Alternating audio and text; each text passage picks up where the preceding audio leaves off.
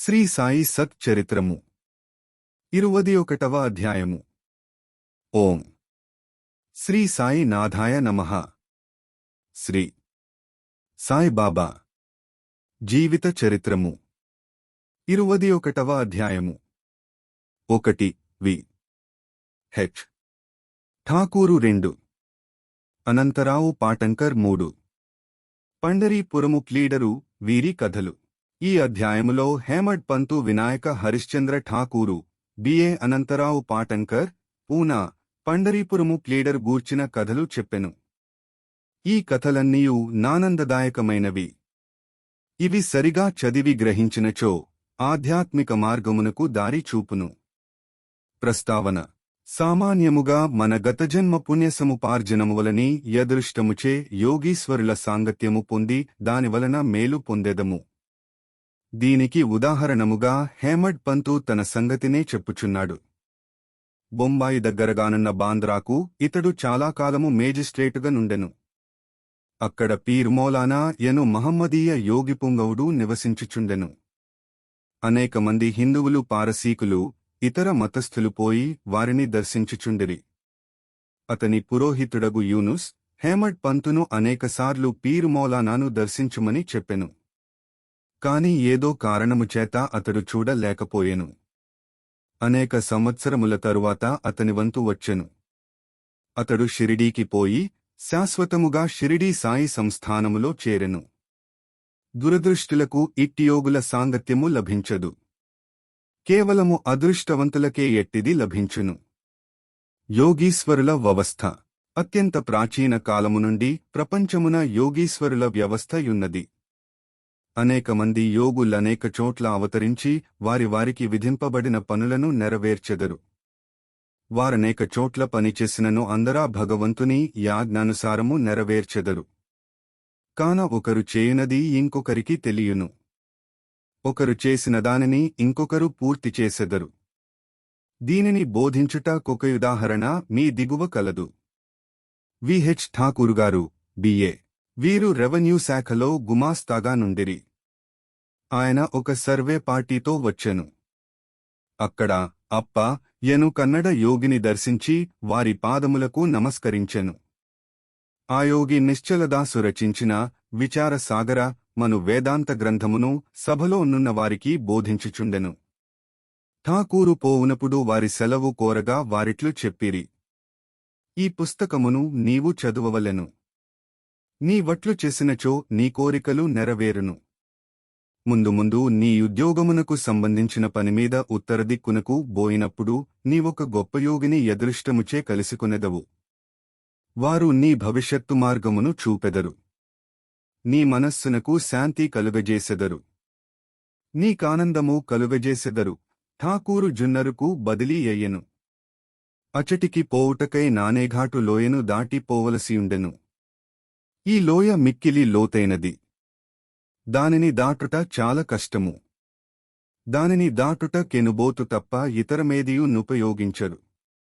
కావున ఎనుబోతుపై లోయను దాటుటచే అతనికి బాధ కలిగెను. అచ్చట నుండి కళ్యాణ్కు పెద్ద యుద్యోగముపై బదిలీ అయ్యెను. అచ్చట నానాసాహెబు చాందోర్కరుతో పరిచయము కలిగెను. ఆయన వలన సాయిబాబా గూర్చి అనేక సంగతులు తెలిసికొని వారిని చూచుటకు కాంక్షించెను. ఆ మరుసటి దినమే నానాసాహెబు షిరిడీ పోవుటకు నిశ్చయించుకునెను. కావున ఠాకూరును తనతో కూడా రమ్మని అడిగెను. ఠాకూర్ తనకు ఠాణాలో సివిల్ కేసుండుటచే రాలేనని చెప్పెను. అందుచే నానాసాహెబు ఒక్కడే వెళ్ళెను. ఠాకూరు ఠాణాకు వెళ్ళెను. కాని ఎచ్చట కేసు వాయిదా పడెను. అతడు నానాసాహెబు వెంట షిరిడీకి వెళ్ళకపోవుటచే మిక్కిలి పశ్చాత్తాపపడెను. అయినప్పటికీ షిరిడీ వెళ్ళెను. అంతకుముందొకనాడు నానాసాహెబు షిరిడీ విడిచిపెట్టెనని తెలిసెను. ఇతర స్నేహితులు కొందరు కలిసిరి. వారు ఠాకూరును బాబా వద్దకు దీసికొనిపోయిరి. అతడు బాబాను జూచి వారి పాదములకు నమస్కరించి మిక్కిలి సంతసించెను. కొంతసేపటికి సర్వజ్ఞుడగు బాబా ఇట్లనెను: ఇచ్చటి మార్గము అప్పా బోధించు నీతులంత సులభమైనది కాదు. నానేఘాటులో ఎనుబోతుపైన సవారి చేయనంత సులభము కాదు. ఈ ఆధ్యాత్మిక మార్గము మిగుల కఠినమైనది. కావలసినంత కృషి చేయవలసియుండును. ఠాకూరొక్కనికే తెలియు ఈ ముఖ్యమైన గుర్తులు మాటలు వినగనే యతడు యమితానంద పరవశుడయ్యెను. కన్నడయోగి చెప్పిన మాటలు యథార్థములని గ్రహించెను. రెండు చేతులు జోడించి బాబా పాదములపై శిరస్సును బెట్టి తనను స్వీకరించి యాశీర్వదించవలెనని ప్రార్థించెను. అప్పుడు బాబా ఇట్లనెను: అప్పా చెప్పినదంతయు నిజమే కాని యవన్నీయు అభ్యసించి ఆచరణలో పెట్టవలెను. ఊరకనే చదువుట వలన ప్రయోజనము లేదు. నీవు చదివినదంతయు నాలోచించి యాచరణలో పెట్టవలెను. లేనిచో దాని ప్రయోజనమేమియూ నుండదు. గురుని యాశీర్వాదము లేని ఉత్త పుస్తక జ్ఞానమాత్మ సాక్షాత్కారము లేనిచో ప్రయోజనము లేనిది.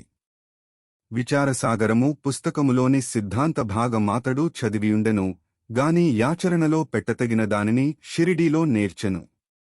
ఈ దిగువ ఇంకొక కథ కూడా నీ సత్యమును బలపరచును.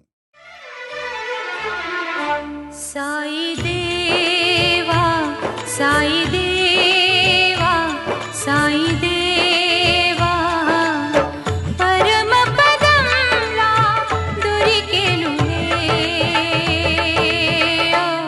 ప్రభుని చరణ సేవా ప్రభుని చరణ సేవా.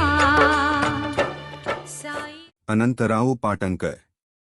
పూనా పెద్దమనుష్యుడొకడు అనంతరావు పాటంకర్ యనో వాడు బాబాను చూడగోరెను. షిరిడీ వచ్చి బాబా దర్శనము చేసెను. అతని కండ్లు సంతుష్టి చెందెను. అతడానందించెను. అతడు బాబా పాదములపైబడి తగిన పూజ చేసిన పిమ్మట బాబాతో ఇట్లనెను: నేనెక్కువగా చదివితిని.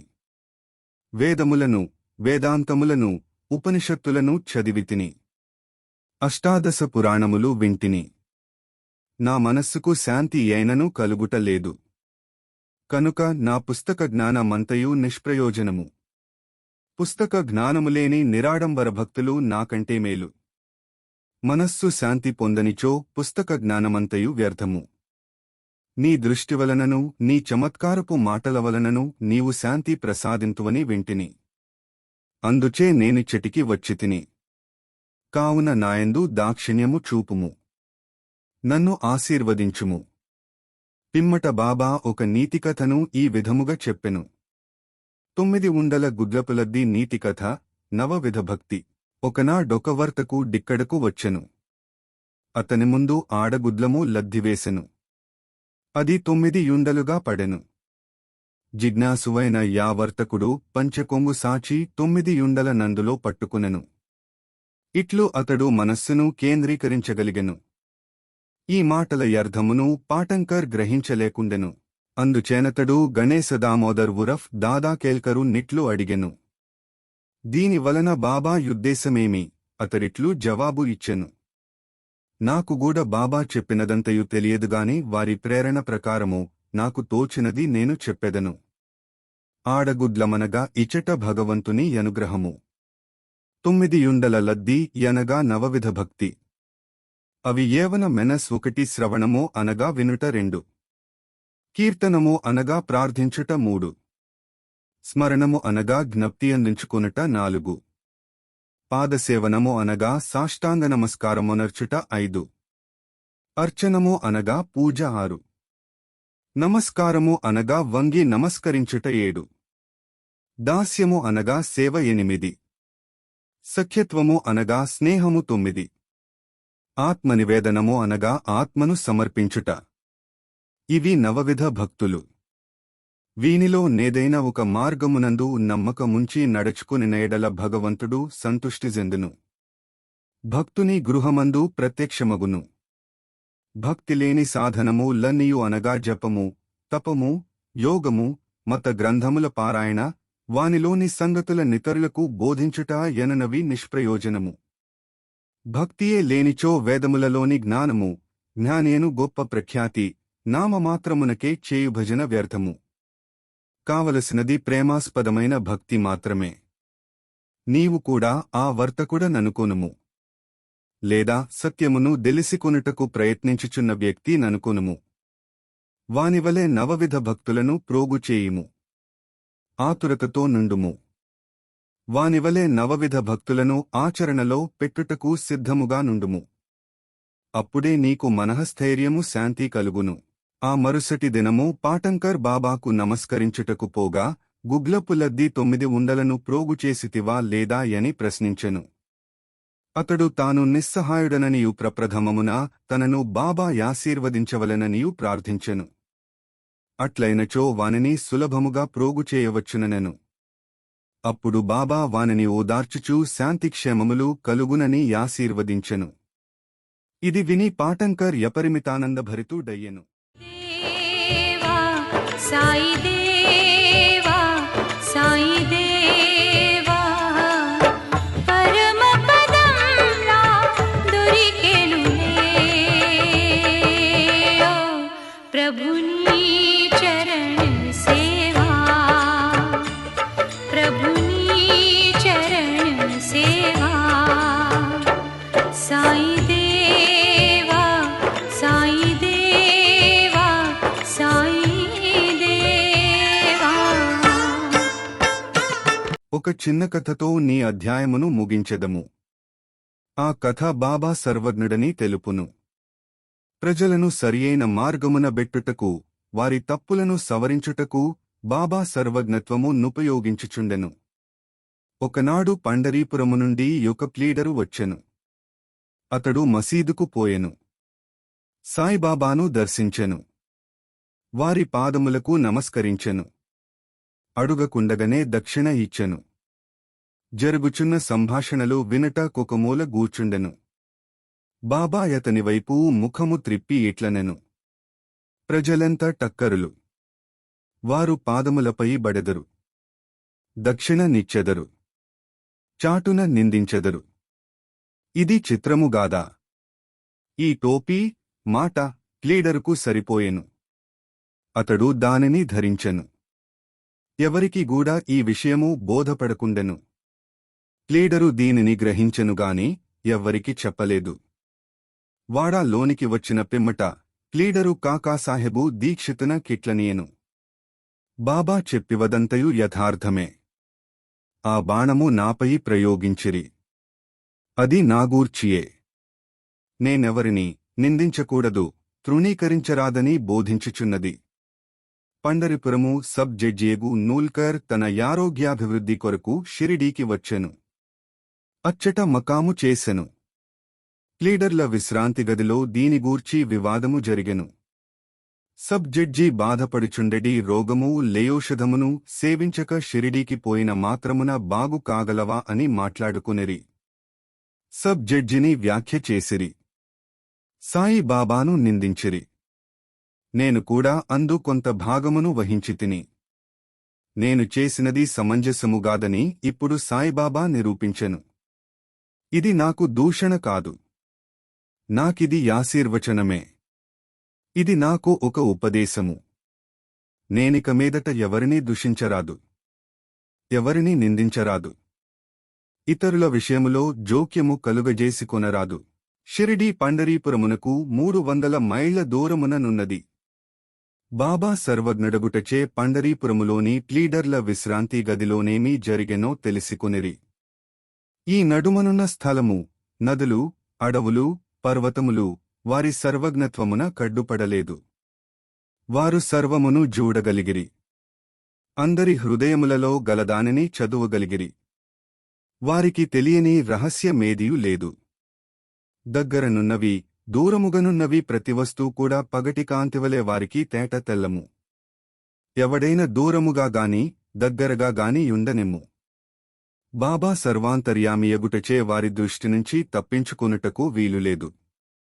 దీనిని బట్టి ప్లీడరొక నీతిని నేర్చుకునెను. ఒకరిని గూర్చి చెడు చెప్పరాదు, మరియు ననవసరముగా వ్యాఖ్యానము చేయరాదు. బాబా అతని దుర్గుణమును పోగొట్టి సన్మార్గమందు పెట్టెను. ఇది ఏక ప్లీడరును గూర్చినదైనప్పటికీ అందరికి వర్తించును. కాబట్టి ఈ కథ బోధించు నీతిని జ్ఞప్తి అందించుకుని మేలు పొందెదముగాక. సాయిబాబా మహిమ అగాధము, అట్లనే వారి లీలలు కూడా అట్టివే. వారి జీవితము కూడా అట్టిదే. వారు పరబ్రహ్మము యొక్క అవతారమే. ఓం నమో శ్రీ సాయినాథాయ నమః. శాంత్యః శాంత్యః శాంత్యః. 21వ అధ్యాయము సంపూర్ణము.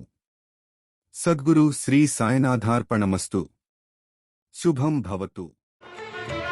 నీ పద సన్నిధి నిలువని నాడు, నీ పద సన్నిధి నిలువని నాడు, నిలువదు నిలువదు